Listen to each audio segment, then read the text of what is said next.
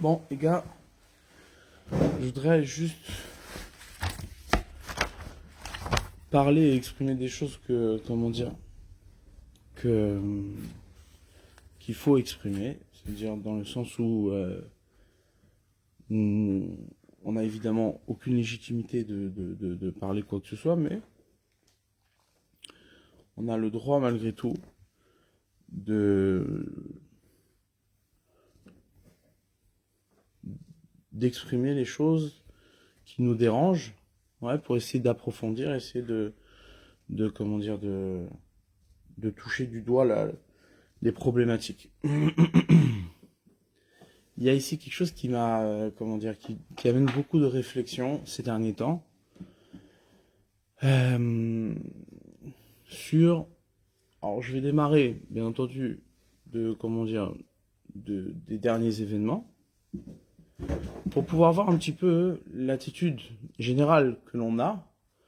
Tout le but, bien entendu, c'est de se découvrir et de s'analyser, d'aller un peu plus loin dans notre réflexion et de pouvoir s'améliorer.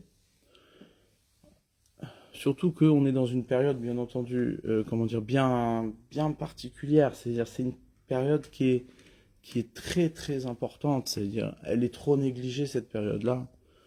La période du Homer, cette période dans laquelle on travaille nos midotes, c'est-à-dire on travaille notre comportement, on travaille notre attitude. On travaille notre attitude pour pouvoir justement faire émerger de cette attitude, ouais, comment dire, la Torah, faire en sorte que quoi, que ce que l'on est et notre attitude puisse être le réceptacle de la Torah, c'est-à-dire le réceptacle de la parole divine, la volonté d'Akadosh Baruch Hu. Donc c'est pour ça que c'est une période très rigoureuse, très difficile, très délicate. On prend trop les choses à la légère. Et c'est ce que un peu vient nous rappeler le fait que pendant cette période-là, pendant les 32 premiers jours de Homer, les élèves de Rabbi Akiva sont décédés, 24 000 élèves sont décédés pendant cette période-là. C'est-à-dire qu'on vient te dire, attention, cette période-là, c'est une période qui est très rigoureuse, sur laquelle on attend de nous, on attend beaucoup de nous, on attend beaucoup de nous. Et,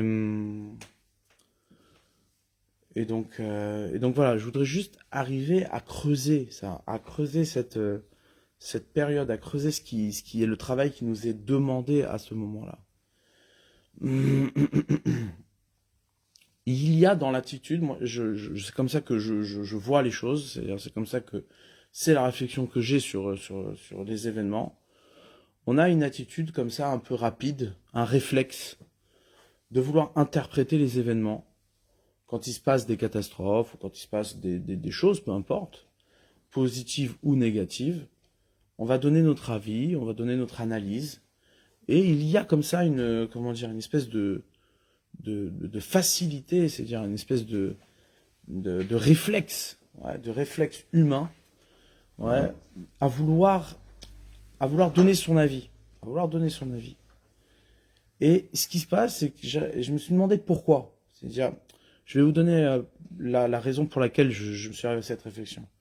Dès qu'il y a eu l'événement à Méron, ouais, où il y a eu cette catastrophe de 45 personnes qui sont décédées dans un mouvement tragique, ouais, eh bien, à cet événement-là, énormément de gens viennent vers toi en disant, t'as vu ce qui s'est passé? T'as vu ce qui s'est passé? C'est une tragédie, c'est une catastrophe. On a besoin d'exprimer et on a besoin, hein, après, d'expliquer, donner son avis. Et là, quand on commence à donner son avis sur des choses aussi éloignées de nous, ouais, qu'est-ce qui se passe? On tombe dans l'absurde, on tombe dans la bêtise. Pourquoi? On peut entendre, par exemple, ouais, des choses qui sont incroyables, inaudibles. Oui, cette communauté, ouais, ne fait pas attention, elle est trop négligente, elle n'écoute pas les directives, etc., etc. Ça peut être un exemple d'interprétation. Et il y en a plein d'autres. Il y en a plein d'autres. Côté l'autre, il va te dire, oui, c'est à cause qu'on ne fait pas attention à telle chose ou à telle chose. quel est, comment on peut arriver à être aussi, comment dire, aussi méchant, c'est-à-dire aussi méchant et aussi prétentieux que d'expliquer la raison d'une telle catastrophe. D'arriver de dire. Et je me suis posé cette question, je me dis, mais qu'est-ce qui va pas dans la tête des gens? C'est-à-dire, qu'est-ce qui va pas? Pourquoi on fonctionne comme ça? C'est-à-dire, l'événement vient à peine d'arriver qu'il faut tout de suite, comme si il fallait qu'on soit dedans, quoi, qu'on soit accroché à ça. Ouais. Et, euh, et en fait, je me suis dit que la vraie raison, c'est quoi? C'est qu'on tente de donner une explication, de donner une raison pour dire, ben, je suis pas concerné. Moi, ça me serait pas arrivé. Nous, on n'est pas là-dedans. Ouais. Que ce soit de la bonne ou de la mauvaise manière. C'est-à-dire, au final, on croit qu'en donnant une raison ou en participant ou en disant aux autres, tu sais, il faut quand même être sensible, etc. On croit qu'on s'y est accroché et qu'on a donné de la considération à l'événement. Mais en vérité, c'est complètement l'inverse que tu fais. Inconsciemment, ce que tu cherches à faire, c'est-à-dire, parce que expliquer, c'est quelque part se séparer des choses. C'est se séparer des choses. Et c'est ça qui amène certains à dire, à désigner la population. À dire, t'as vu cet événement-là, soit de dire les chassidim, soit de dire les orthodoxes, soit de dire les gens qui vont ah oui, et c'est pas bien d'aller à Méron, et on leur dit de pas aller. C'est-à-dire quoi? C'est-à-dire qu'au final, tu veux te séparer. Pour dire, pour faire que cet événement-là ne concerne qu'une poignée de personnes. Il me concerne pas à moi. Et c'est honteux d'imaginer que de tels événements qui sont inexplicables, ouais, ne sont pas des événements qui convoquent tout le clan Israël. De dire, mais tout le clan Israël, oh les gars là, il se passe quelque chose. Pour vous tous. Pour vous tous. Le religieux, le pas religieux, tout le monde. C'est-à-dire, c'est un événement qui convoque tout le monde.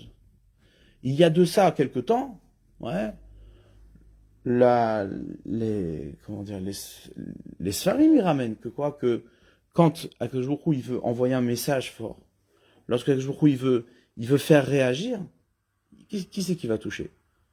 Il va toucher le plus grand. Il va toucher celui qui est le plus signifiant de la Torah. Ouais, comme on a vu dans les dernières parachutes, Bekrovai Akadesh. Ouais, par mes proches, je vais me sanctifier. C'est pour ça que Nadav et Avihu, ils ont été touchés. Tu avais dit une fois, nous accords sur le Covid, tu avais dit d'avant, ça avait touché les non-juifs. Ça, c'est autre chose. Quand ça touche l'humanité. Mais là, ici, on parle du clan Israël. Là, on parle du clan Israël. Quand ça touche les non-juifs, c'est aussi par une question sur le juif. Évidemment, évidemment. Mais là, ici, on parle quand quelque chose touche le peuple juif. Quand Akadosh Baruch Hu, il veut envoyer une réaction du peuple juif, il va toucher ce qui est le plus signifiant du peuple juif. Un grand, un tzaddik, comme c'est marqué dans la Torah. Nadav et Avihu, c'était les plus grands d'Israël. C'est ce qu'il dit Moshe Rabbeinu à Aaron. Il dit, ah, c'est ça qu'il m'a dit à Akadosh Baruch Hu, que Bekrova et Akadesh. Parmi mes proches, je vais me sanctifier. Il a pris les plus proches pour se sanctifier. Donc pourquoi? Pour révéler quelque chose. Mais pas pour révéler à celui qui est soi-disant concerné. Et toi, tu l'es pas. Ça n'existe pas une chose pareille. C'est-à-dire quand quelque chose d'aussi global arrive, ouais, tu peux pas dire, ah, ça concerne que cette population. Mais Skenim, au lieu d'essayer de prendre du recul et de réfléchir sur les événements et de se sentir concerné et de se taire, ouais, parce que la meilleure manière qu'on a de se sentir concerné, c'est de rester un peu dans le silence, d'absorber, d'aller chercher une réflexion, ouais. Eh bien, qu'est-ce qui se passe? On donne tout de suite des mots, on donne tout de suite une agbala, c'est-à-dire une définition et des limites, ouais, à l'événement. Surtout qu'il ne déborde pas jusqu'à chez moi. Ouais. Et tu vas me dire, oui, tu vois, parce qu'ils font pas attention, parce que si, ou cette communauté, etc. Ouais. Meskenim, ces gens-là, ouais. Donc, tout ça pour dire que dans notre attitude, il y a quelque chose comme ça. Il y a quelque chose comme ça de vouloir se rassurer en disant, bon, ça s'est passé là-bas, mais c'est pas moi. Ça s'est passé là-bas, mais c'est pas moi. Ouais. C'est des choses qui arrivent souvent. C'est-à-dire, c'est arrivé énormément de fois dans le clan d'Israël comme ça. Ouais. Par exemple, je donne un exemple. Il y a eu la crise des subprimes. Ouais. Et les yeshivot en ont beaucoup souffert. Les kolélim, etc. en ont beaucoup souffert. Il y avait moins d'argent. C'était, à l'époque, qu'est-ce qu'on entendait? On disait, oui, tu sais, la raison pour laquelle il y a eu la crise, ouais, et que, comment dire, des juifs ont perdu beaucoup d'argent et qu'ils pouvaient plus soutenir, ouais, comment dire, les kolélim et les institutions, c'est parce qu'ils n'ont pas donné le maaser. C'est énorme. C'est énorme comme accusation. C'est-à-dire que toi, t'es pas concerné. C'est la faute de celui qui donnait pas le maaser. Et comme il donnait pas le maaser, alors Hachem il leur a enlevé. Et toi, dans l'histoire, que tu recevais l'argent, ouais, toi non, toi c'est pas grave, toi t'as rien à voir là-dedans. Ouais. C'est-à-dire qu'on va chercher des raisons qui, en fait, au final, me rassurent. Me disent, mais moi, je suis pas dedans, moi, je suis pas concerné. Ça concerne que ceux qui, voilà. Ouais. Vous voyez l'exemple, comment il est criard. C'est-à-dire, mais et toi, tu recevais pas de tout ça. T'étais pas concerné, toi, t'étais pas dedans. À cause de ça, tu vas moins étudier. Peut-être que ça va être plus difficile. Donc, c'est-à-dire quelque chose, il parle à tout le monde ici. Ouais. Il parle à tout le monde. C'est-à-dire, c'est pas parce que c'est cette communauté-là qui a été touchée, alors les autres, ils sont pas concernés. Ça veut rien dire. Et vice versa. C'est-à-dire, ça aurait été la même chose dans l'autre sens. Ouais. Ça, c'est déjà un premier point hein, sur lequel j'aimerais, comment dire, approfondir. Qu'est-ce qui nous amène à être dans une telle négligence, Donc le problème, il vient d'où? Le problème, il vient du fait que quoi? Que on a on va prendre les choses à l'envers. Donc tout à l'heure, on a cité comment dire, des paroles des Chachamim. On va démarrer à partir de là.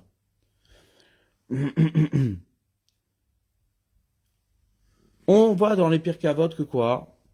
D'un côté, on nous dit Imen derech eretz en Torah. S'il n'y a pas de derech eretz, il n'y a pas de Torah. Mais à l'inverse, tout de suite, on te dit Mi en Torah en derech eretz. S'il n'y a pas de Torah, il n'y a pas de derech eretz. Alors explique-moi. Qu'est-ce que tu veux me dire? Ça veut rien dire ce que tu me dis. S'il n'y a pas de Torah, il n'y a pas de derech eretz. Ouais. Mais s'il n'y a pas de derech eretz, il n'y a pas de Torah. Alors par où ça commence? Par où ça commence? Et là-bas, on est obligé d'expliquer que ça commence en même temps. Ça veut dire que la Torah et le derech eretz, elles viennent en même temps. Derech eretz, c'est les midot. C'est comment dire, c'est l'attitude, le comportement. C'est-à-dire ta capacité à être en mesure, ouais, c'est-à-dire d'être imposé. C'est-à-dire d'avoir quelque chose qui s'impose à toi, une injonction, d'accord, qui précède ton propre jugement. On est convoqué avant même d'avoir un avis. Ouais, l'homme, il est homme avant même d'avoir un avis sur lui-même. Il a des devoirs, il a des obligations. D'accord? C'est ce qu'on appelle les midot. Donc là, on nous dit, la Torah et le derech eretz arrivent en même temps. En même temps. L'un n'arrive pas avant l'autre. Pourtant, problème. De l'autre côté, ouais, on nous dit, derech eretz, kadma la Torah. Le derech eretz, il est avant la Torah, il a devancé la Torah. Ah, faut savoir ce que tu veux. Quand tu me dis, il y a imen Torah en derech eretz, imen derech en Torah. Et là, tu viens me dire, tu sais, derech eretz, il a devancé la Torah. Ça veut dire quoi? Si je suis ta logique, ça veut dire qu'il y a eu des moments où il y avait que du derech eretz et qu'il n'y avait pas de la Torah. C'est pas possible, ça contredit ton enseignement. Ouais. Et là-bas, qu'est-ce qu'il faut dire? Comment on répond à cette question-là? Il faut expliquer que quoi? Hein, que quand on vient te dire que derech eretz kadma la Torah, le derech eretz, il a devancé la Torah, ouais, c'est pour t'expliquer. C'est pas pour te dire que quoi, qu'il y a eu des moments où le derech eretz, il passe avant la Torah. Non. C'est pour te dire quelle est la qualité du derech eretz. C'est quoi le derech eretz? Quelle est la nature, la définition du derech eretz? La définition du derech eretz, c'est un derech eretz qui t'amène à la Torah. C'est-à-dire, vadaï que quoi, que quand on nous a dit, Im en Torah en derech eretz, ouais, Im en derech eretz en Torah, l'un sans l'autre ne marche pas. Mais le mouvement du derech eretz, la nature du derech eretz, le derech eretz, il est avec la Torah, mais c'est le derech eretz, c'est à partir du derech eretz que tu fais émerger la Torah. C'est-à-dire, il faut que ta Torah, ouais, soit la visée de ton derech eretz, soit l'orientation de ton derech eretz. Que tes midot, à chaque fois que tu vas les exprimer, ton attitude, ton comportement, ton caractère, à chaque fois que tu vas l'exprimer, tu vas l'aiguiser pour aboutir à la Torah, pour arriver à la Torah d'Akadosh Baruch Hu. D'accord? Maintenant, et donc c'est ça qu'on vient te dire. On vient te dire, derech eretz kadma la Torah. Ça veut dire qu'il n'existe pas un monde sans Torah, ça n'existe pas. Ouais, Akadosh Baruch Hu, quand il a créé le monde, il a créé le monde, comme on nous a dit, Yom HaShishi. Ouais, Yom HaShishi, le 6e jour. Pourquoi le 6e jour? Pour te dire que quoi? Que tout le monde est sous la condition que les bénis Israël reçoivent la Torah. Donc c'est pas possible, le monde il a été créé pour la Torah. Donc comment c'est possible qu'il y a eu 2000 ans sans Torah, alors que le monde il est fait pour la Torah? Pour te dire que quoi? Que le monde dans lequel Akadosh Baruch Hu, il a créé pour que de ce monde-là émerge la Torah. Ton travail c'est de faire émerger la Torah à partir de tes midot. À partir comment dire, de la nature qu'Akadosh Baruch Hu t'a donnée. D'accord? T'es généreux. Comment de ta générosité il sort la Torah? Maintenant, si de ta générosité il sort pas la Torah, t'es pas généreux. C'est pas du derech eretz. C'est ça qu'il vient te dire. Imen derech eretz en Torah. En Torah. Toi tu viens de dire, oui, mais regarde, il est généreux. Oui, mais sa générosité, elle aboutit pas à la Torah. Elle aboutit pas comment dire, à la volonté d'Akadosh Baruch Hu. Terminé. C'est pas du derech eretz. C'est pas du derech eretz. C'est ça que la Torah elle vient te dire. C'est ça que les sages viennent nous enseigner. Ouais. Il faut que ton derech eretz, il vise la Torah. De ce principe-là, on comprend que quoi? Qu'en vérité, le problème, ouais, c'est que plutôt que de regarder un événement là où il nous amène, on le regarde tel qu'il est maintenant, c'est-à-dire tel qu'il se voit là maintenant. Ouais. C'est-à-dire qu'on est incapable d'entendre que quoi? Qu'en vérité, il faut pas juger la Torah. Ouais. C'est-à-dire le problème ici, ouais, c'est pas de définir. Souvent les gens ils se trompent en disant que quoi? Et c'est vrai que c'est une attitude qui est incroyable. Nous on est tous comme ça. On te dit, si ta Torah, ouais, la Torah elle t'amène pas au derech eretz. C'est-à-dire le type il étudie la Torah mais regarde ce qu'il fait. Sa Torah elle vaut rien. C'est une étude qui vaut rien. Sauf que ça marche pas comme ça. Ça marche pas comme ça. Ça marche pas comme ça. La Torah, elle amène pas au derech eretz. C'est pas ce qui est marqué. Il y a marqué Imen Torah en derech eretz. Ça oui, les deux sont indissociables. Mais il n'y a pas marqué que la Torah, elle amène à derech eretz. La Torah, c'est pas un modèle d'éducation. Chez Navin, ouais, ça c'est une erreur qui est liée à l'influence du monde dans lequel on est. Par exemple, le terme chinour dans la Torah. Ouais. Nous, il y a beaucoup de sujets autour de l'éducation et la Torah, etc. Mais en vérité, le terme chinour, ouais, dans la Torah, il veut pas dire éducation. Il veut dire inauguration. Chinour, ça vient du mot Hanouka. Ouais, Hanouka, Tabaït, par exemple, l'inauguration du Mishkan. Ouais. Le chinour, l'éducation, le concept d'éducation tel qu'il est, perçu dans le langage route, dans le langage extérieur, il n'existe pas. Ça n'existe pas. Dans la Torah, il n'existe pas. Le mot chinour, ça veut dire inaugurer. Ça veut dire que pour nous, chinour, ouais, c'est pas maintenant avoir une attitude, ouais, que on t'a imposée. C'est d'avoir une inauguration qui te permet d'aboutir à quelque chose. Que de ce que j'ai semé chez toi, ça va t'amener à. C'est exactement le plan, ouais, des midot qui sont censés t'amener à la Torah. C'est-à-dire, tes midot, nous, ce qu'on cherche à faire, c'est à inaugurer la personne de telle manière que quoi, que ces midot, elles amènent à la Torah. Et on est tellement, influencé par le regard, ouais, extérieure, que quoi? Qu'on pense que quoi? Que l'étude de la Torah, c'est elle qui va nous amener aux bonnes attitudes, à la bonne attitude. Or, on voit, c'est-à-dire ça, tout le monde voit. C'est-à-dire dans les faits, c'est pas parce que tu étudies la Torah que tu te comportes bien. C'est pas vrai, c'est faux. Le mec, il peut étudier la Torah, il peut faire les mitzvot, peut-être. Mais c'est un sale type. Ça existe. Ouais. Ça existe. Ça existe beaucoup même. Ouais. Un sale type. Maintenant, ça vient nous montrer quoi? Ça vient nous dire que quoi? Qu'il y a ici une erreur, ouais, une erreur comment dire, de regard sur la Torah. Une erreur de perception de la Torah. Une erreur de perception de la Torah. C'est-à-dire, tu penses que la Torah, elle va te rendre meilleur. C'est faux. La Torah, elle va pas te rendre meilleur. D'ailleurs, la Torah, elle n'a pas été donnée pour te rendre meilleur. Ouais. Les gens, ils pensent que quoi? Que la Torah, c'est un objet, ouais, pour t'améliorer. Ouais, pour être une meilleure personne. C'est faux. La Torah, c'est une connexion avec Akadosh Baruch Hu. Donc le livre de Moussard, ça te donne cette illusion-là. C'est vrai, tu as raison.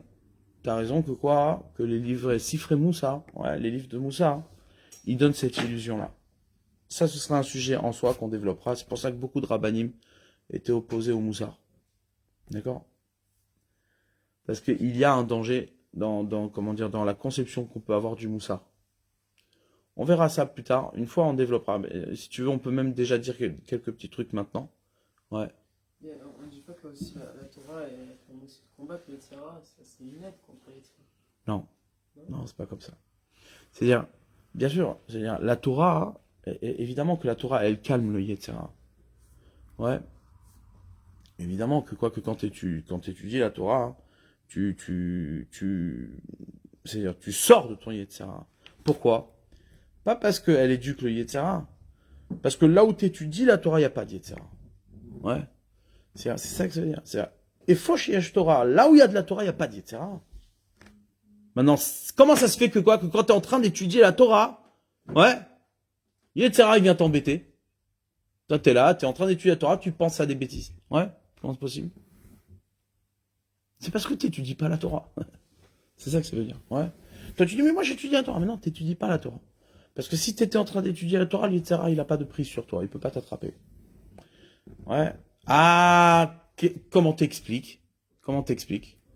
C'est parce qu'encore une fois, la Torah, ouais, que tu es en train d'étudier, c'est pas une Torah que tu fais émerger de tes midotes. Ce n'est pas comment dire, la Torah que tu vas arracher de ta personne, de tes midotes, ouais, de ton comportement. C'est la Torah que tu vas chercher pour se mettre sur tes midotes, c'est-à-dire sur toi, sur ton caractère. C'est quelque chose qui vient se rajouter sur toi. Ouais, c'est une qualité. Mais c'est pas quelque chose que tu fais sortir de tes midotes. Faire en sorte de donner une direction. La Torah, c'est une direction. Torah Milachon Ora, nous dit le Maharal. Torah Milachon Ora, c'est un enseignement, c'est une révélation. Ouais, la Torah ne peut pas être un savoir ou une éducation. C'est faux. C'est une perception qui est fausse. Elle est fausse, cette perception.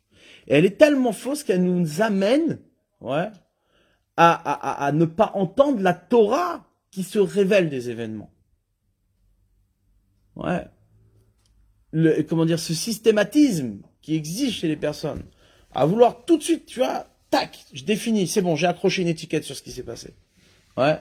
Du coup, bah, c'est l'étiquette de l'autre, c'est pas la mienne, ouais. Moi, je suis pas dedans. Ça vient du fait que quoi, que tu cherches pas à faire émerger la Torah de ta personne. Ouais. C'est exactement le Derech Eretz qui n'en est pas un. C'est exactement le Derech Eretz qui n'en est pas un. Donc tout ça pour dire que quoi? Que au final, plutôt que de se précipiter sur comment dire, sur l'événement et de dire voilà, t'as vu ce qui s'est passé, etc. Ouais, il faut l'attitude, la bonne attitude, c'est de regarder les choses et de savoir qu'est-ce que ça implique pour moi. C'est-à-dire en quoi ça me concerne, en quoi ça me concerne moi. Ouais. Et là, en vérité, t'as pas besoin de donner une réponse qui va convenir à tout le monde. Il suffit que tu donnes une réponse qui va convenir à toi-même. Ça, c'est déjà suffisant. Le problème, c'est quoi? C'est que les gens, hein, ils ont tendance à donner des réponses qui conviennent aux autres et pas à soi-même. Ouais. Et ça, on voit. C'est exactement l'attitude. L'attitude, c'est quoi? Ah, c'est parce que on fait ci, ou parce qu'on n'est pas assez généreux, ou parce qu'on n'est pas assez nanana qui s'est passé ça. Ouais. Mais c'est n'importe quoi. T'en sais rien, tu sais pas. Donc toi, qu'est-ce que tu vas dire? Tu vas accuser le comportement des autres pour pouvoir mettre une étiquette sur un événement. Mais l'événement, en vérité, il n'est pas là pour dire qu'est-ce qu'il faut dire sur les autres. L'événement, il est là pour te dire qu'est-ce qu'il faut dire sur toi. Et pour chacun, il y a son compte. C'est-à-dire, quand il se passe des choses pareilles, c'est pour aller chercher ta personne, pour aller faire émerger la Torah qui n'est pas visible à ce moment-là. Vous savez, la plus grande tragédie, c'est quoi? Ouais, la plus grande tragédie, c'est pas l'événement lui-même. La plus grande tragédie, c'est quoi? C'est qu'il n'y a pas de visibilité de la Torah. On voit pas de Torah dans cet événement. Ça, c'est la plus grande douleur, en vérité. Pourquoi? Parce que les gens, en vérité, au fond, qu'est-ce qui se passe? T'as des types qui viennent, autour de Rabbi Shimon Bar Yochai, qui vont danser, qui vont chanter, qui pensent faire des mitzvot, etc., qui veulent faire des mitzvot, qui veulent se rapprocher d'Akadosh Baruch Hu. Et paf, ça se termine comme ça. C'est quoi la plus grande douleur? La plus grande douleur, c'est quoi? C'est qu'il y a pas, on voit pas la Torah. Elle est où la Torah? C'est ça la Torah. C'est ça la Torah. C'est exactement l'expression de Moshe Rabbeinu sur Rabbi Akiva. Zou Torah ve zou srara. C'est ça la Torah. C'est ça son salaire. Qu'est-ce qu'il lui dit à Akadosh Baruch Hu? Il lui dit mais attends, je toque. Kachala be marshava trila les fanaï. Ouais. Tais-toi. C'est comme ça que ça s'est présenté à moi dans ma tête. Ouais, au début, dès le départ. Et qu'est-ce qu'il lui répond? Il voit Rabbi Akiva, le plus grand maître de la Torah qui existe, d'accord, qui va enseigner une Torah qui est exactement la parole de Moshe Rabbeinu à un niveau que Moshe Rabbeinu lui-même ne comprend pas, d'accord? Et Moshe Rabbeinu, il a raison de s'étonner. Ce type-là, Rabbi Akiva, tu viens et tu le dépeces en morceaux. Il se fait dépecer en morceaux par les Romains. Quoi, Moshe Rabbeinu n'a pas le droit de poser la question? De dire, mais attends, Zou Torah ve Zou Srara, c'est ça la Torah, c'est ça son salaire? C'est une question qui est légitime. Qu'est-ce qu'il lui dit, Hachem? Il va pas lui expliquer, il va lui dire, ferme-la, ferme-la. C'est comme ça que c'était décidé devant moi. C'est quoi cette réponse? C'est quoi cette réponse? Réponse, c'est quoi? Va chercher. Mets-toi sur le chemin. C'est pas qu'il n'y a pas de réponse. C'est qu'il y a une réponse qu'aujourd'hui, la Torah n'est pas visible pour toi. Mais toi, tu dois aller la chercher, la Torah. Comment je vais chercher la Torah? En faisant émerger de ma personne, ouais, de mes midot, la Torah. D'accord? Vous comprenez ça? C'est un point, c'est un fondement hyper important dans la, comment dire, dans notre relation à la Torah et à Akadosh Baruch Hu. Ouais. D'un côté, t'as des gens qui viennent et qui te disent oui, la morale, l'éducation, le comportement, etc. Ah bah, ton comportement et ta morale, elle donne pas la Torah. C'est zéro, c'est walou. Imen Torah, en derecheret. Si ton derecheret, si tes midot, si ton comportement, il aboutit pas à la Torah, ça vaut rien. Pourquoi? Parce que tu restes enfermé dans ton monde à toi, et le jour où ça te plaira pas, tu vas tout faire exploser. Ouais. Par contre, à l'inverse, ouais. Il n'y a que la Torah. Et comment dire, mais tu crois que la Torah, c'est quoi? La Torah, c'est la continuité de tes midot. Ça n'existe pas une Torah sans midot. Pourquoi? Parce que la Torah, elle émerge des midot. Le travail qu'on a à faire, c'est quoi? C'est faire sortir la Torah de nos midot. D'accord? C'est la visée de nos midot. Ton chesed que tu appliques, il doit amener à la Torah. Ta colère que tu combats, elle doit t'amener à la Torah. Et ainsi de suite. Et non pas l'inverse. Ne pense pas une seule seconde. Ça, c'est un psoul. C'est quelque chose qui est erroné. De penser que la Torah, elle t'amène au midot. C'est faux. Ouais, c'est faux. Pourquoi? Parce qu'on n'a jamais vu que Torah kadma les derecheret. C'est pas ce qui est marqué. Il y a marqué Imen Torah en derecheret. Ouais. Ou par ailleurs, il y a fait Talmud Torah, im derechet. Elle est belle l'étude de la Torah, avec le derechet, en accompagnant avec le derechet. Alors jamais on a vu que la Torah, ouais, c'est elle qui amène au derechet, ça veut rien dire ça. Ça n'existe pas. D'accord? Donc maintenant, une fois qu'on a dit ça, Je comprends pas quelque chose. ouais. Genre, si t'as des midos qui t'a amené à l'étude de la Torah, mais après, de ton étude de la Torah, et que tu as quelque chose en toi qui va se redresser, quelque chose qui va être plus clair. C'est pas l'étude de la Torah qui t'amène ça. Non, C'est l'effort que tu fais de voir depuis tes midotes la Torah que tu étudies. alors, pas tout. Si on va sur ce principe, pas tout le monde peut accéder à ça. Pourquoi tu crois que il y en a qui peuvent pas y accéder? Si, non, parce que les midos, c'est quelque chose que. Je dis pas que c'est des choses que tu as de naissance, mais c'est des points de référence, on va dire, par rapport à l'éducation que tu as reçue, par rapport à plein de choses. Mais un type, par exemple, qui n'a pas été élevé dans ça, pas du tout, comment il fait pour. Mais ça n'a rien à voir. Les midotes, tu as des midotes tovot, midotes raot. Maintenant, toi, ce que tu dois chercher à faire, c'est quoi? C'est des midotes que tu as héritées. Comment j'arrive à la Torah? Le type, il est coléreux. Coléreux. Il est coléreux. Comment, de la colère que j'ai, et de comportement coléreux que j'ai, j'arrive à de la Torah? Ben, c'est ça qui fait que tes midotes s'améliorent. Donc, l'étude de la Torah, elle te permet quoi en fait quand tu. L'étude de la Torah, elle te permet d'éclaircir, ouais, le chemin vers lequel tu dois te diriger. De quoi tu dois sortir. Mais ça influe forcément tes midotes. Non, ça va faire travailler tes midotes si toi tu veux connecter la Torah que tu étudies à tes midotes. Mais ça démarre des midotes. Ça démarre pas de la Torah. Oui, mais alors aujourd'hui, tu as une mauvaise approche d'étude de la Torah. Parce que tout le monde te dit, étude la Torah, tu donneras à quelqu'un, blablabla, et tu seras bien en comportement. Mais c'est faux. Aujourd'hui, le C'est message- ce que je suis en train Oui, d'expliquer. bien sûr, oui, mais. C'est ce que je suis en train d'expliquer. C'est faux. Ça, c'est faux. Ça garantit pas du tout. L'étude de la Torah ne garantit pas que tu seras une meilleure personne. Donc, comment c'est possible de penser ce genre de choses en fait? De quoi? Que l'étude de la Torah te rendra meilleur en soi. Parce que tu as des gens qui étudient pas la Parce Torah. que l'influence du monde, du route, de l'extérieur, a amené l'homme à penser que la Torah, c'est un mode d'éducation. C'est une morale, c'est une vision. Donc du coup, bon, bah, il y a la Torah, et les gens, ils vont te dire, oui, mais chez les bouddhistes, c'est pareil. Eux aussi, ils ont une morale. Mais non, on s'en fout qu'ils aient une morale. Ce qui compte, c'est pas la morale. Ce qui compte, c'est est-ce que de leur midote, on aboutit à la Torah? Est-ce que leur midote, elle dit la Torah? Elle exprime la Torah? Si ton chesed, il t'amène pas, si ta générosité, elle t'amène pas à étudier au Beth Midrash, ta générosité, elle vaut rien. C'est pas des midotes. Vas-y. C'est pas des référets chez Kadma la Torah, c'est pas un des référets qui précède la Torah. C'est ça qu'il faut comprendre. C'est-à-dire, et en réalisant ça, c'est là où tu te connectes vraiment à la Torah. Parce que la Torah, elle est extérieure à toi. C'est quelque chose que tu vises sans arrêt. C'est pas quelque chose que tu as. Ah, c'est bon, maintenant j'ai la Torah, je vais devenir mieux. C'est comme un outil. La Torah n'est pas un outil. La Torah n'est pas un outil. La Torah n'est pas un modèle. C'est pas un modèle.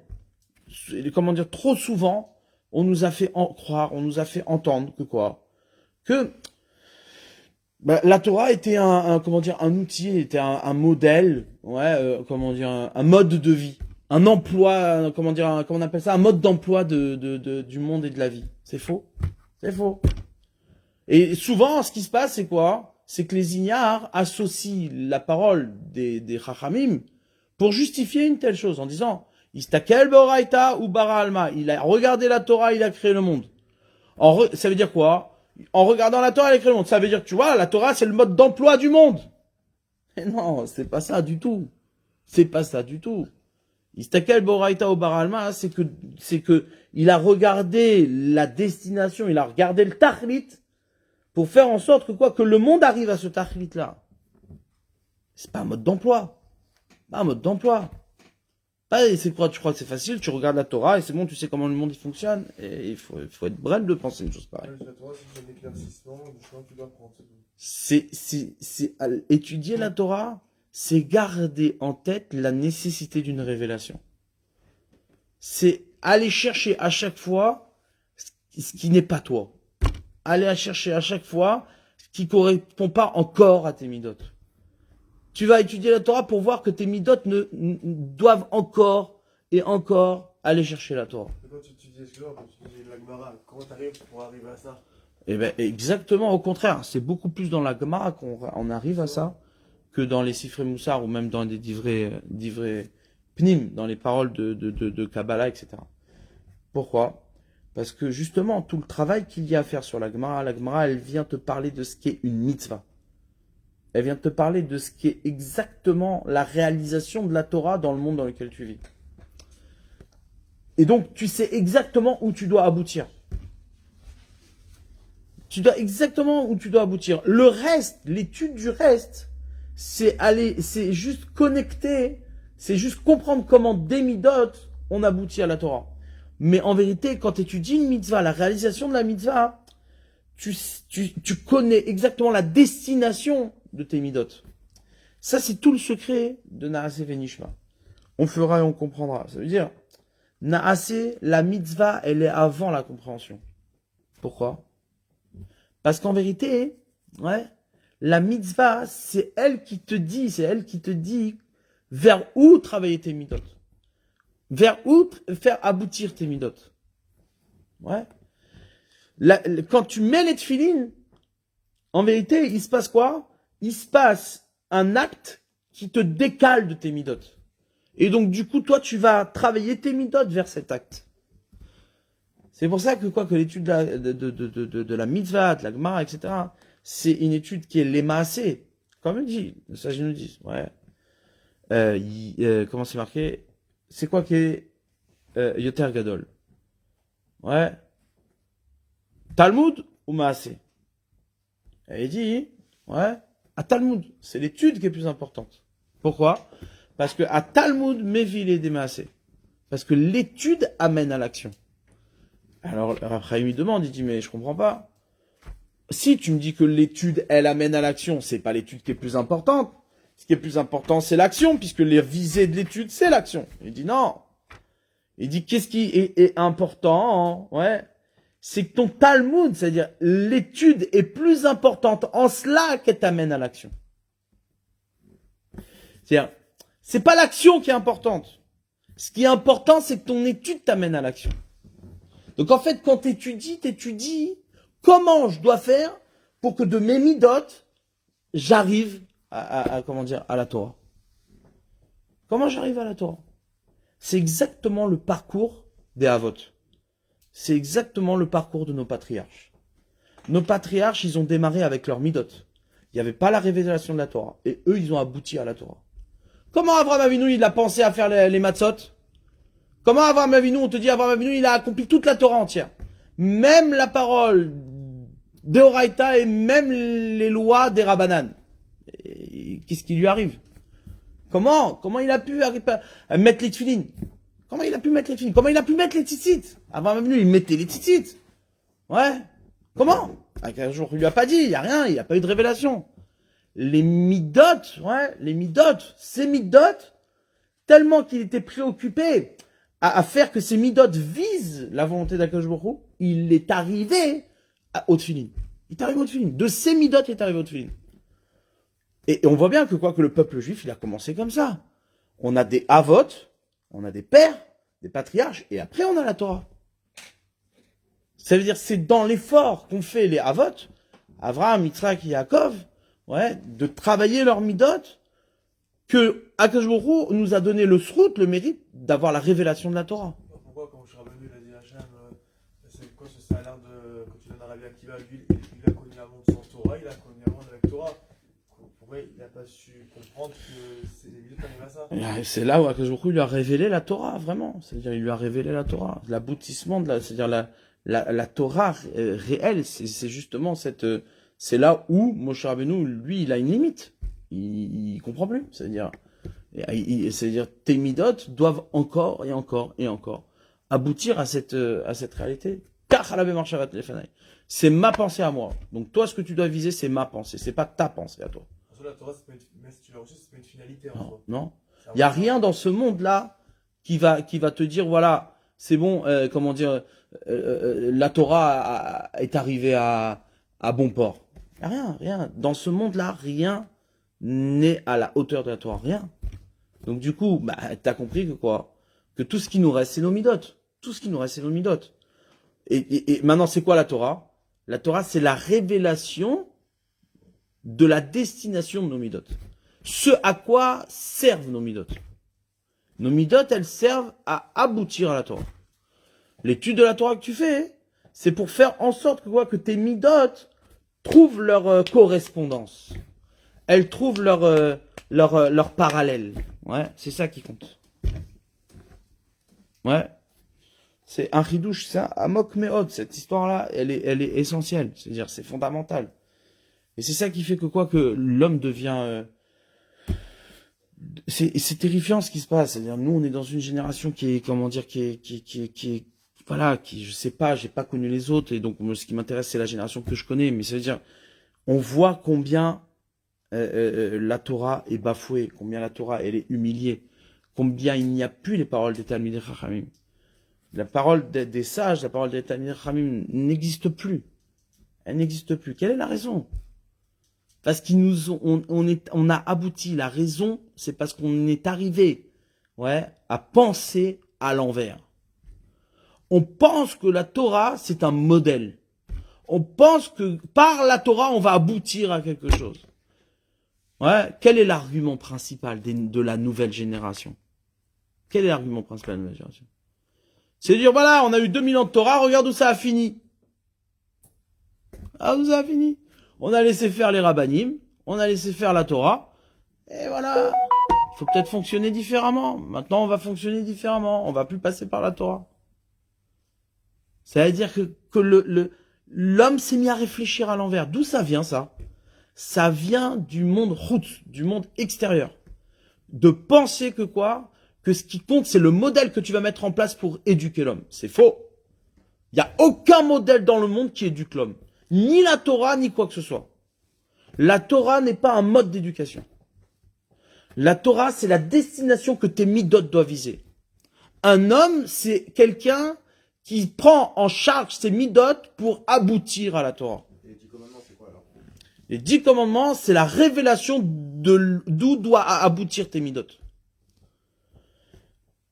Si tu as des bonnes midot, alors tu accomplis Be'emuna Shlema Anochi Hashem Elokecha Asher Hotzeticha Meretz Mitzrayim. Je suis l'Éternel ton Dieu qui t'a fait sortir d'Égypte. Si tu as des bonnes midot, t'aboutis à ça. Ah, maintenant t'as du mal à accomplir ça, Anochi Hashem Elokecha Asher Hotzeticha Meretz Mitzrayim. C'est que t'as des mauvaises midot. C'est que tes midot, elles sont pas travaillées. Ah, mais j'ai du mal à mettre les tefilines. C'est que tes midot, elles sont pas bonnes. Il faut travailler tes midot. C'est quoi en soi les midot? C'est quoi les... Les midot, c'est tout notre caractère. Ça veut dire tout l'héritage de notre caractère. Comment dire, la complexité d'une personne, d'un être, qui fait que quoi, que un être, il peut être égoïste, prétentieux ou généreux. Même on voit dans l'Ilchot Deot, dans la halachot du Rambam sur les midot, il te dit, il faut arriver à rééquilibrer ba'emtsa, au milieu, les midot. Ramener les choses au milieu. Si t'es trop généreux, tu vas te planter. Si t'es trop rigoureux, tu vas te planter. Ouais. Pourquoi? Parce qu'en vérité, les midot sont là pour être à la mesure de quelque chose d'autre que les midot. De quelque chose d'autre que les midot. Qu'est-ce qu'il y a autre que les midot? C'est que la Torah. Il n'y a pas d'autre chose. C'est ce qu'on appelle, dans le langage qu'on a vu ces derniers temps, ce qu'on appelle le kavod. Midat kavod. Midat kavod.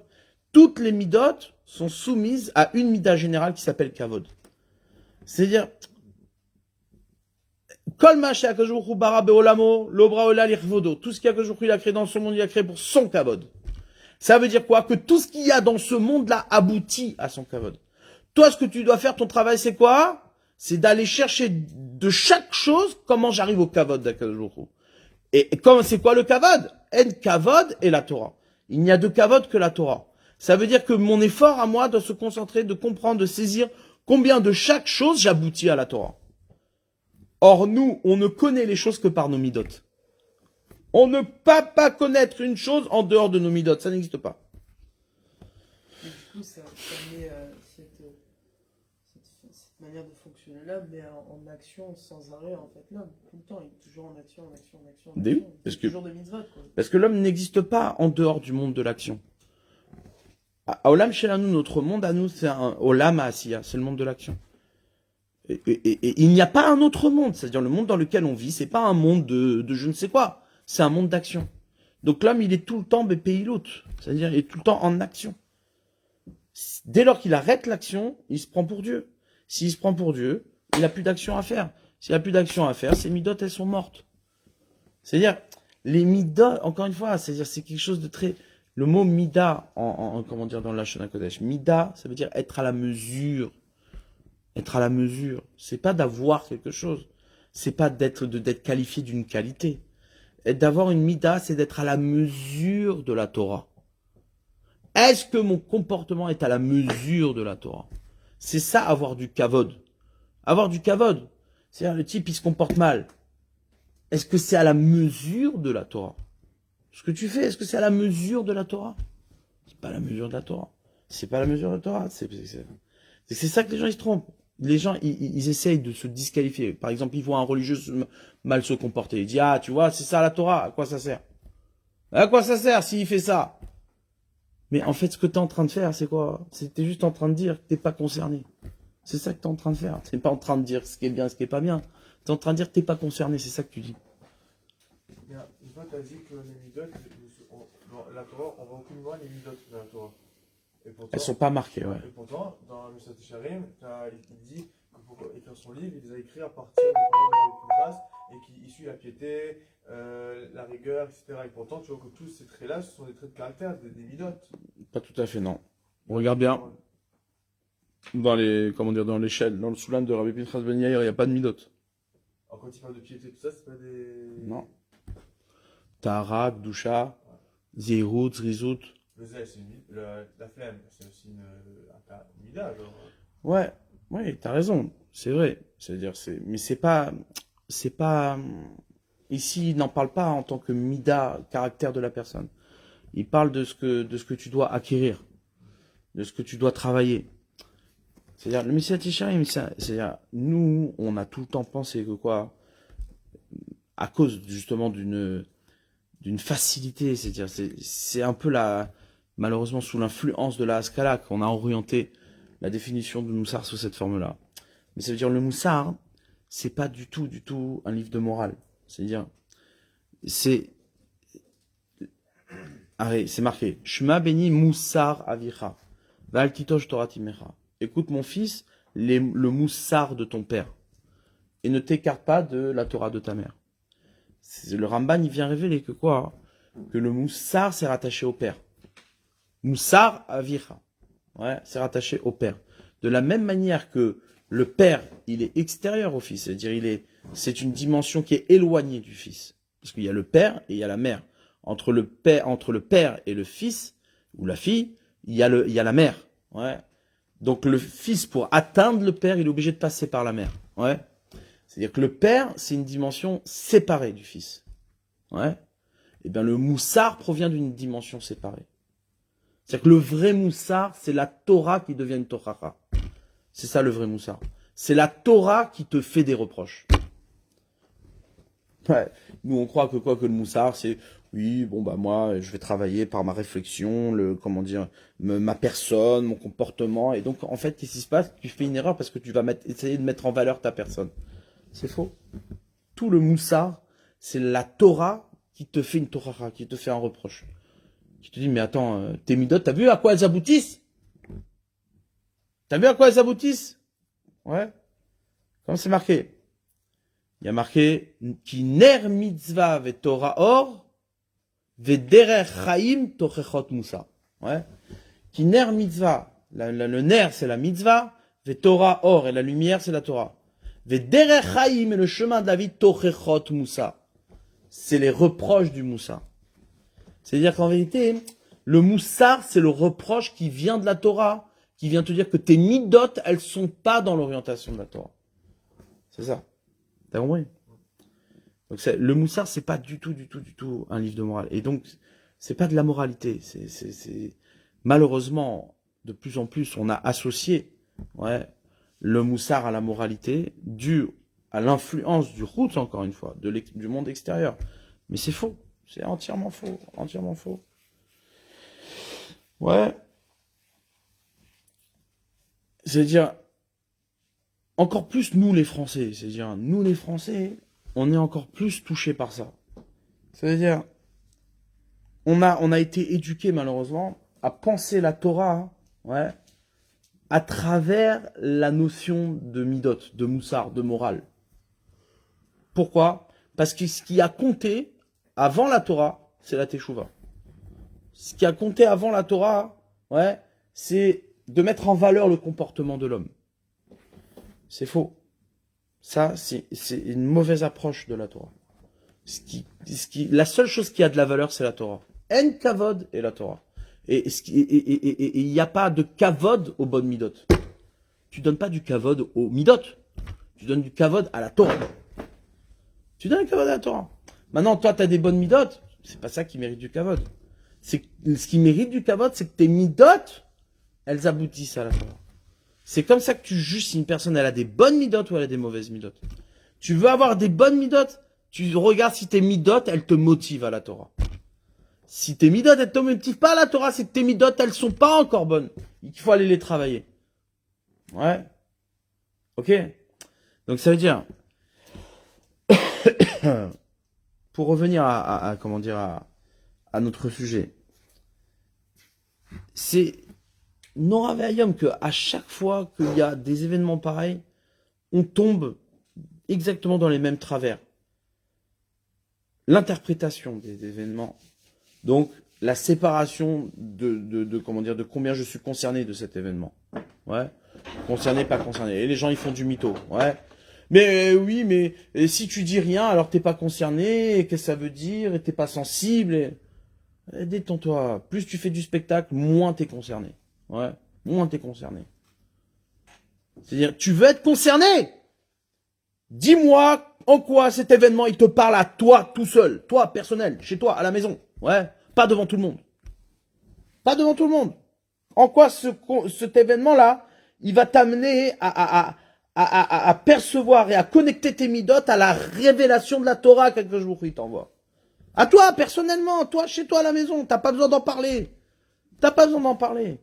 Maintenant, quand tu commences à parler et à dire, oui, c'est parce que, et c'est parce que, et c'est parce que, donc t'as trouvé des raisons pour tout le monde, mais sauf pour toi. C'est terrifiant, quand même. C'est incroyable. T'as trouvé des raisons pour tout le monde, sauf pour toi.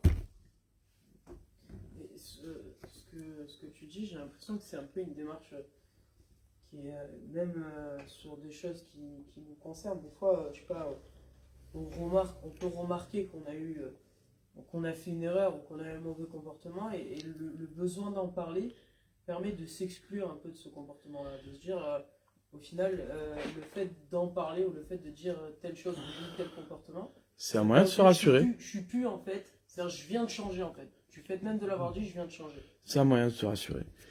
Mais c'est exactement ça. C'est-à-dire, les midot, pourquoi on n'en parle pas dans la Torah? Parce qu'elles sont à l'intérieur, c'est l'intériorité de la personne.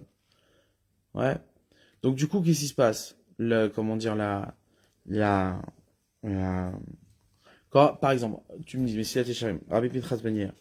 Rabbi Pinchas Ben Yair, justement, il vient révéler, ouais, les midot qui amènent à la Torah. Il vient révéler comment tu arrives à la Torah. Parce que l'aboutissement, ouais, l'aboutissement de tout le soulam, de toute l'échelle de Rabbi Pinchas Ben Yair, c'est quoi? C'est la névoie, c'est la prophétie. C'est la révélation de la parole de la Torah. C'est tout ce qui vient t'apprendre, c'est quoi? C'est justement, ouais, comment de tes midot, tu aboutis à la Torah. Comment la Torah, elle est la destination de tes midot. Et non pas l'inverse. D'accord? C'est-à-dire, ça, c'est quelque chose qu'il faut bien travailler. C'est-à-dire, et enlever, c'est-à-dire enlever, se purifier de ce mauvais regard, de cette mauvaise vision, de penser que quoi, que la Torah, c'est elle qui garantit nos midot. C'est faux. La Torah, c'est vrai dans le sens où elle garantit nos midot parce qu'elle force nos midot à travailler pour la Torah. Mais c'est pas parce que tu vas étudier la Torah que tu auras des bonnes midot. Ça n'a rien à voir. C'est pas la Torah qui devance les midot, c'est les midot qui devancent la Torah. Dans le sens où c'est à partir de tes midot que tu dois faire émerger la Torah. Et donc quand tu étudies la Torah, tu dois pas viser la Torah pour la Torah. Tu dois viser la Torah pour mettre en place une destination de tes midot. Ouais. C'est-à-dire, comme il dit le Tanat Veliaou, et Tanat Veliaou, il ramène, ouais, que Eliyahu Hanavi, une fois, il se baladait. Ouais, et il y a quelqu'un qui lui a posé la question, qu'est-ce qui est plus important, la Torah ou l'homme? Qu'est-ce qui est plus important, la Torah ou l'homme? Qu'est-ce qu'il a répondu? Eliyahu Hanavi, il a dit, ben, c'est l'homme qui est le plus important. Pourquoi? Parce que la Torah, elle s'adresse à l'homme.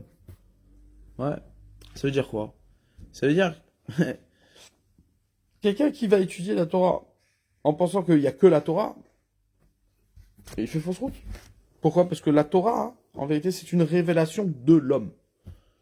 C'est-à-dire, toi, en étant un homme, tu vas travailler pour être un homme, pour que de l'homme que tu es, aboutisse la Torah.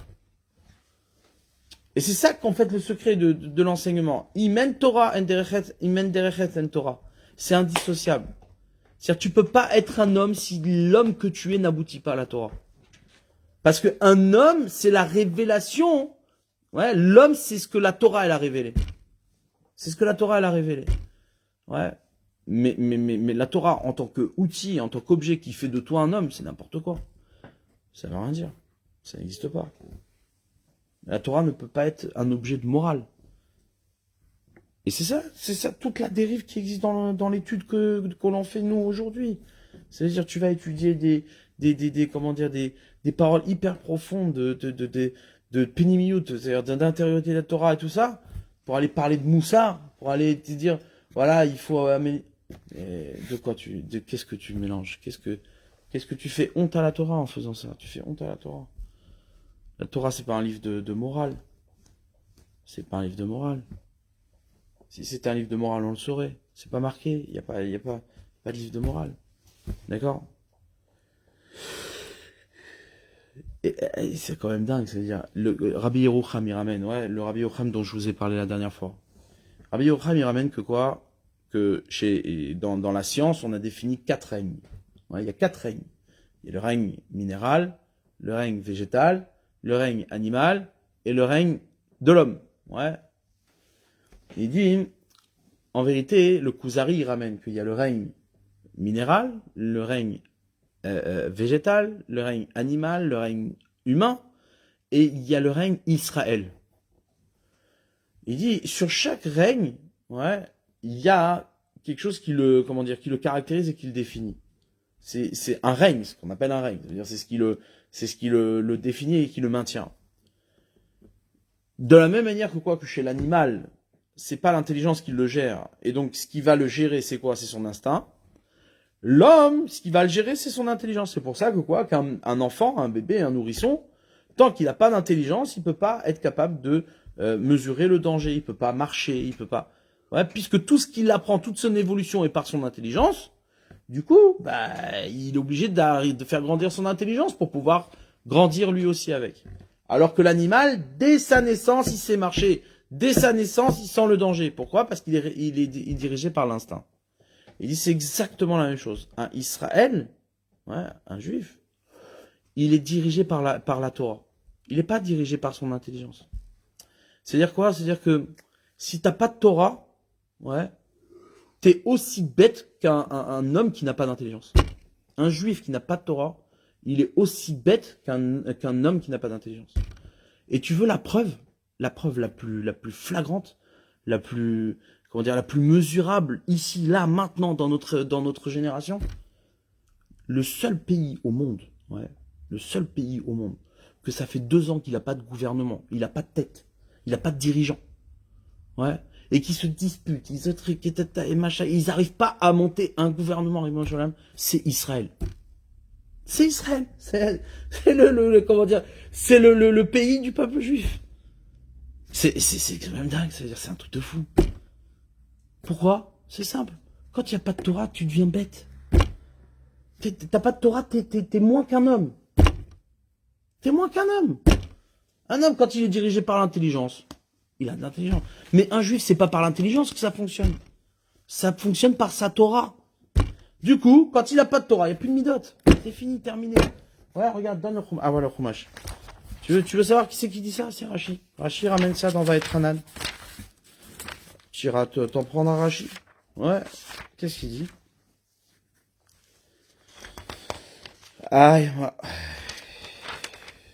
il y a marqué, Ushmartem vasitem. Vous garderez et vous ferez. Ouais, ferez les mitzvot. Qui ichochmatrem ou binatechem les ne'amim. Car elle est votre intelligence. Quelle est l'intelligence du peuple juif? C'est le fait de garder et d'accomplir les mitzvot. Qui ichochmatrem ou binatechem les ne'amim. Car elle est votre sagesse et votre réflexion aux yeux des peuples. Asher yishme'un, ils vont entendre et kol achukim, elle est toutes ces lois-là. Ve'amrou, ils diront, rak am chacham venavon agoy agadol azé. En entendant nos mitzvot, ils vont dire, c'est pas possible, il y a qu'un peuple aussi grand et intelligent, ouais, que celui-là, qui migoy gadol, car quel autre peuple, asher lo elokim kerovim elav, qui peut avoir Dieu aussi proche de lui? Kachem Elokenu, comme l'Éternel notre Dieu, Bechol Korenu Alav, à chaque fois qu'on l'appelle. Donc ça, c'est déjà un verset de la Torah. C'est-à-dire, c'est pas Torah orale, c'est pas Torah je sais pas quoi, c'est ni Delphine, c'est ni qui que ce soit. C'est la Torah, le verset de la Torah, d'accord? Verset de la Torah. Elle te dit, c'est quoi l'intelligence du peuple juif aux yeux des nations? C'est mitzvot. C'est mitzvot. Donc nous, quand on veut faire valoir notre intelligence auprès des nations, qu'est-ce qu'on fait? On montre nos mitzvot? On montre pas nos mitzvot. Qu'est-ce qu'on fait? On montre autre chose. On montre notre intelligence, c'est-à-dire la même intelligence que eux, ils ont. D'accord? Maintenant, regarde ce qu'il dit Rashi. Ki chochmatrem ou binatechem le ne'amim. Car c'est votre sagesse et votre réflexion. Il dit bezot tirchevu chachamim venevonim le ne'amim. Par celle-là, c'est-à-dire par les mitzvot, vous serez considérés comme des chachamim et des nevonim, des sages, les aînés à amim aux yeux des peuples. Ouais. Maintenant, qu'est-ce qu'il y a marqué après? Ra'akishamer lechat. Ouais, seulement garde-toi excessivement. Ou shmor nafshecha meod, garde ton âme excessivement. Pen yasur milevavecha, de peur que s'écarteront de ton cœur. Kol yemecha yecha, tous les jours de ta vie. Ces lois-là, vodatam levanecha, ou velivne vanecha. Et tu les feras savoir à tes enfants et à tes petits-enfants. Pen tishkar, il dit Rashi, askeshelo, tishkechu otam, veta'asum alamitatam, tirchevu chachavim venemonim. C'est lorsque vous ne les oublierez pas et que vous accomplirez ces mitzvot-là que vous serez considérés comme des chachamim. Ve'im ta'avtu otam. Par contre, si vous les tordez, si vous ne faites pas les mitzvot, mitor shikra, parce que vous les oubliez, tirchevu shotim. Vous serez considérés comme des brels, des idiots aux yeux des peuples. Ouais. C'est exactement ce qui est en train de nous arriver. Exactement ce qui est en train de nous arriver. On met en avant notre intelligence. La même intelligence que les nations. Notre chorma en tant qu'homme. Au lieu de mettre en avant notre Torah, on met notre chorma en avant. Ce qui fait qu'à la fin, ça aboutit à quoi? Ça aboutit à ressembler à des brels, à des chotim, à des idiots. Ça, c'est ce qu'il dit Rashi. C'est Rashi qui dit ça. Et c'est le verset de la Torah, parce qu'en fait, Rashi, il a juste expliqué le verset de la Torah. Maintenant, tu veux des preuves? Regarde ce qui se passe aujourd'hui. Regarde ce qui se passe. Combien c'est honteux ce qui se passe. Honteux, honteux. C'est-à-dire, t'as un peuple qui n'a pas de dirigeant et qui n'arrive pas à élire un dirigeant. Parce qu'ils chotim, ils sont considérés comme des brels. C'est ça, c'est ce à quoi on ressemble aujourd'hui. C'est ça à quoi on ressemble. Ouais. Terrifiant. Maintenant, toi, tu t'imagines pas que ça va se passer comme ça. Mais regarde. Regarde. Maintenant, on a des preuves, maintenant, on voit de nos yeux. Regarde à quoi tu ressembles. À une brêle. À une brêle. Il n'y a pas plus ridicule. Pourquoi? Parce que en kavod est la Torah. Le vrai kavod, c'est la Torah. Maintenant, toi, tu te bats contre la Torah, il n'y a pas de kavod, c'est pas possible. Ce qui fait que quoi? Que ça t'amène à te dissocier d'événements aussi importants que cela. Comment c'est honteux qu'on puisse dire que quoi? Que cet événement-là, c'est parce que les orthodoxes n'ont pas de discipline, etc. Mais comment tu peux être aussi con que ça, quoi? C'est-à-dire, comment on peut être choté plus bête que ça? Plus bête que ça. C'est ça que tu regardes là maintenant, hein? Pourquoi il n'y a pas eu des stades qui se sont effondrés, et des machins, et des mouvements de foule dans d'autres événements qui n'ont rien à voir avec... Choté chez Baolam. T'es un brel de penser comme ça. C'est pourquoi? Parce que qu'est-ce qui t'amène à penser comme ça? Parce que t'as toujours pensé que la Torah, c'est une, comment dire, C'est une morale, c'est une science, c'est une pensée qui t'amène à devenir un meilleur homme. C'est faux. Ça n'existe pas. La Torah ne te rend pas meilleur. La Torah ne te rend pas meilleur. Ouais, tu sais ce qui te rend meilleur, c'est quoi? C'est l'effort d'aller vers la Torah. C'est l'effort d'aller vers la Torah. Et ça, c'est ce qu'il dit le Maharal. Maharal dans Tiferet Israël, dans sa Akdama. Il dit, ouais, il dit, comment dire, que En Ahava Leshnaim. Il peut pas avoir d'amour pour deux. Ouais. La raison pour laquelle le Beth Amikdash il a été détruit, c'est parce que le Shelo Bichouba Torah Trila, parce qu'ils ont pas béni la Torah en premier. Ouais. Avant d'étudier la Torah, ils bénissaient pas Kadosh Baruch Hu. Il dit le Maharal, il dit quoi? Personne n'a vu ça. La Gemara, elle te dit que quoi? Que ni les anges ils ont vu, ni comment dire les prophètes, ni personne. Les Rachamim n'ont pas vu, les anges, tout le monde n'a pas vu. Jusqu'à que Dieu lui-même il vient, il dit non, c'est parce qu'ils n'ont pas fait la bénédiction avant d'étudier la Torah. Attends, mais si c'était ça, on le saurait. Il dit le Maharal, non, en vérité, t'as pas compris. Quand il dit chez l'Obichouba Torah Trila, en vérité, bien sûr qu'il faisait la bénédiction. La seule chose, c'est quoi? C'est que il faisait la bénédiction comme une mitzvah. Mais il n'y avait pas d'amour pour Akadosh Baruch Hu. Pourquoi? Il dit un truc terrifiant, le Maharal. Il dit, tu sais pourquoi ils aimaient pas Akadosh Baruch Hu? Parce qu'ils aimaient trop la Torah. Et comme il y a En Ahava Leshnaim, comme il n'y a pas d'amour pour deux, quand t'aimes la Torah, tu peux pas aimer Dieu. Vous ne croyez pas que c'est vrai? Tiens, donne-moi le Tiferet Israël. Il y a un livre dans le Maharal qui s'appelle Tiferet Israël. Non, de l'autre côté, de l'autre côté.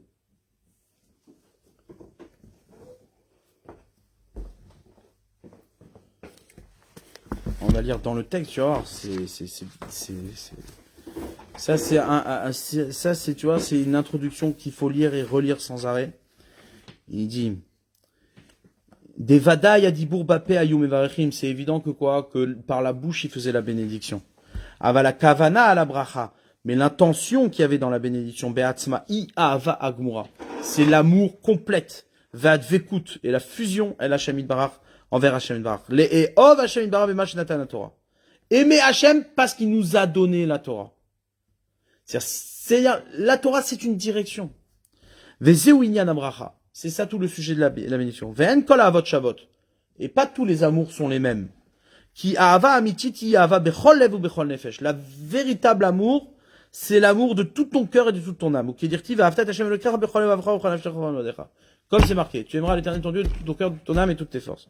Ve'lo haya lahem ahava agmura el Hashem itbarach b'ma shenatan Torah l'Israël. Il n'avait pas l'amour complète envers Akadosh Baruch Hu parce qu'il leur avait donné la Torah. Ou bifrat à la tova agdola shei Torah shei tova à la kol. Et en particulier sur cette bonté incroyable qui est de donner la Torah. Chez Yesh levarech Hashem itbarach, que c'est là-dessus qu'il faut bénir Hashem et Itale, Shemo, alze, là-dessus, bechol libo, de tout son cœur. Au kefi a tova eliona lo ayum evarachim bechol libam. Ouais, et dans la dimension de la Torah qui est supérieure, ils n'arrivaient pas à bénir de tout leur cœur. Pourquoi? Comment se fait-il que des Talmidei Chachamim, c'est pas fréquent qu'ils sortent un Talmid Chacham? Parce qu'il ne faut pas la bénédiction avant. Même s'il faisait la bénédiction par la bouche, bien sûr qu'il faisait la bénédiction. Sur cette chose-là que Akadosh t'a donné la Torah, il faut le bénir de tout son cœur. C'est par cela qu'il a l'amour véritable envers Akadosh Baruch Hu. Et même s'il est Tamid Racham, il est Tzadik Gamour. Rachok Adavar Azé, c'est très loin de cette chose-là. Chez Ivarech Hashem Idbarar Bechol Libo Anetilat Torah qui fait Aroy. C'est très éloigné de bénir Hashem de tout son cœur, que d'aimer Hashem, qu'il nous a donné la Torah. Veod, et de plus, il rajoute, qu'il y a Tamid Racham Libo Davak et la Torah. Le Tamid Racham, son cœur, il est collé à la Torah. Qui raviva Torah l'omdea. Parce que la Torah, elle est précieuse pour ceux qui l'étudient. Ou bishvila avatam la Torah, et à cause de l'amour qu'ils avaient pour la Torah, tavarze mesalek avatamakom. Cette chose-là, elle écarte l'amour de Dieu. Elle écarte de notre amour de Dieu. Besha zot shebaim limod, au moment où ils viennent étudier.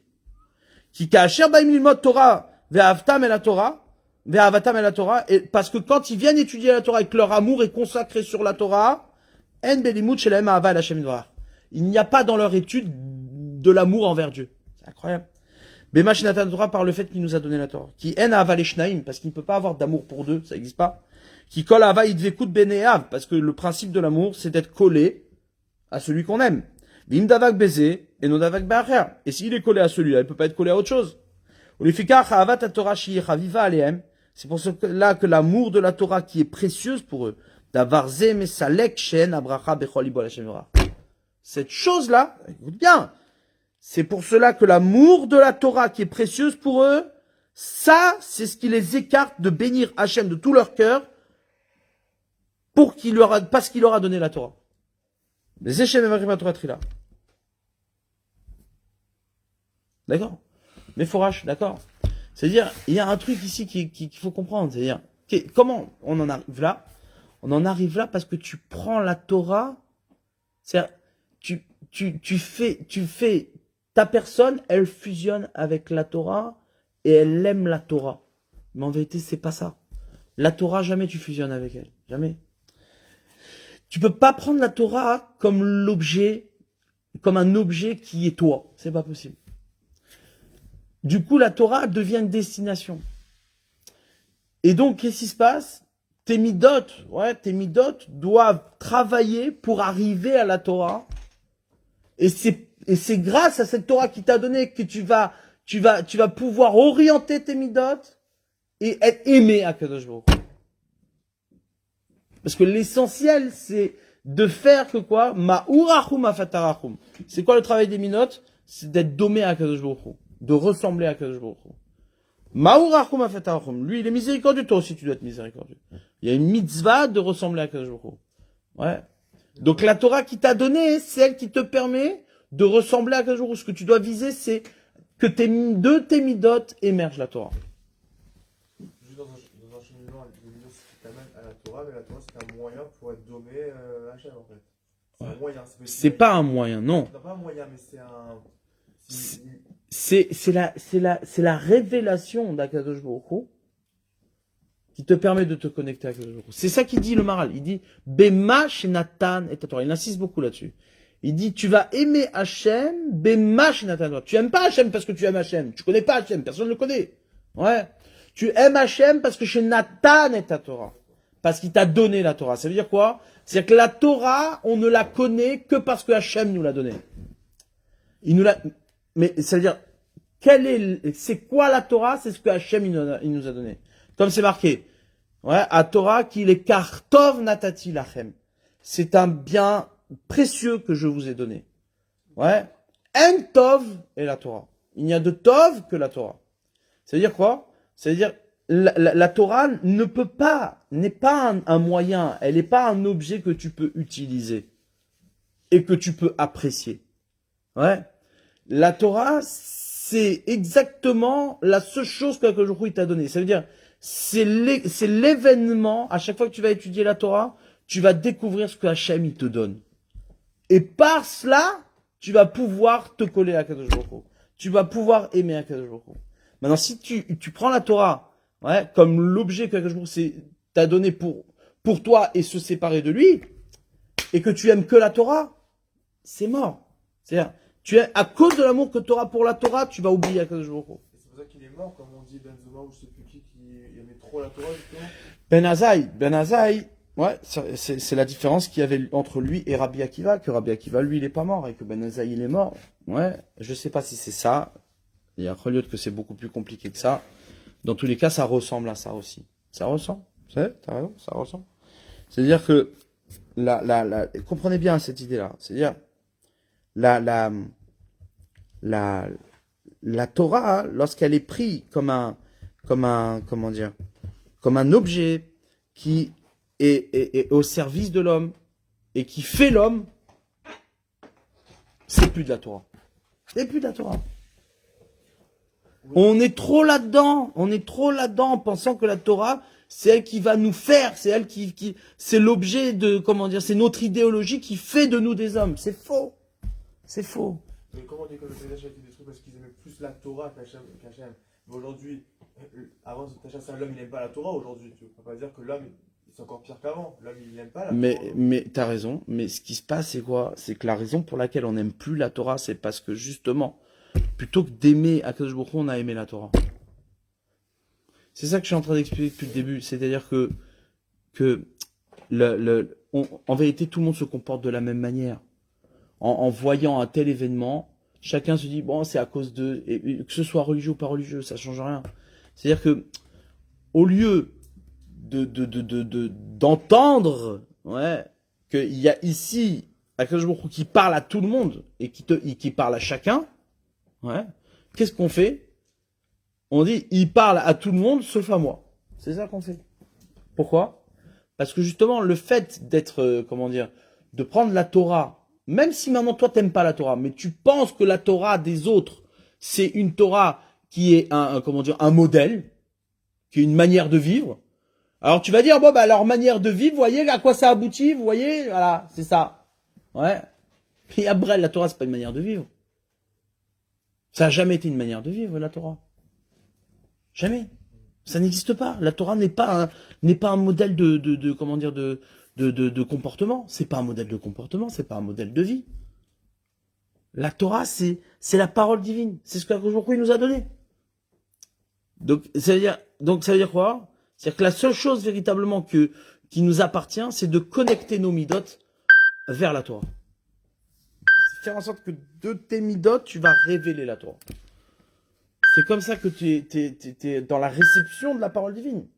C'est ça être au Sinaï. C'est-à-dire, n'a le mérite d'être au Sinaï que ceux qui ont des midotes. Mais ceux qui ont des midotes, c'est-à-dire des midotes qui veulent la Torah. Qui veulent la Torah. Si t'as pas de midotes qui veulent la Torah, t'es pas au Sinaï. T'es pas au Sinaï. Ouais. Et tu vois bien, aujourd'hui, le monde juif s'organise autour de la chorma, autour des capacités, autour de maximum, tu vois. C'est pas honteux ça. Aujourd'hui, la Torah est devenue un siège parmi les sièges de la Knesset. Aujourd'hui, la Torah, c'est un panel du peuple juif. C'est un des panels du peuple juif.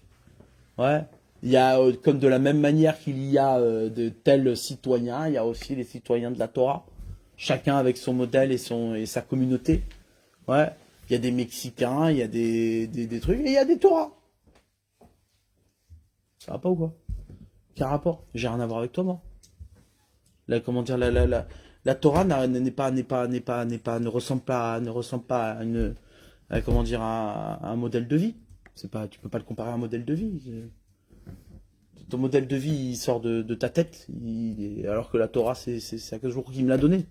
Donc, quel rapport? D'accord?